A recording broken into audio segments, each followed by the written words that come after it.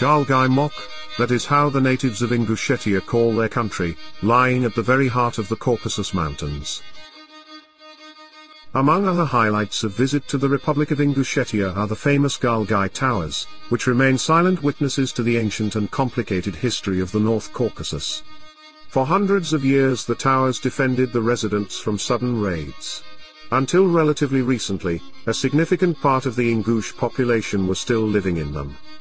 The Stalinist deportations in 1944 are mostly responsible for the abandonment of these ancient stone giants. The NKVD troops attempted to blow up all of these ancient buildings, but the order was not fully executed. The Ingush people who had remained in the mountains resisted as they could. Due to their struggle, we can still see the amazing monuments of many nameless heroes who fought to preserve their native land. The famous Soviet archaeologist and historian, Professor Evgeny Krupnov, in his book Medieval Ingushetia, described the Ingush towers as in the true sense the pinnacle of the architectural and constructional mastery of the ancient population of the region, that amaze with their simplicity of form, monumentality, and strict grace. The archaeologist stated that the Ingush towers for their time were a true miracle of human genius.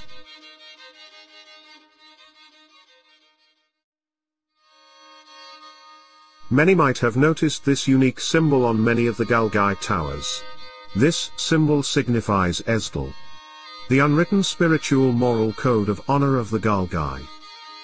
The word Г1 derives from the nonfinite, ezi, of the verb, ozer, meaning to weigh or balance, and the second component del means to do or act.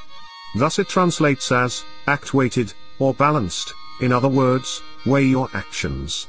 To the Г1алг1ай, Г1 is a code of honor and conduct passed on from generation to generation by parents and society. It symbolizes justice.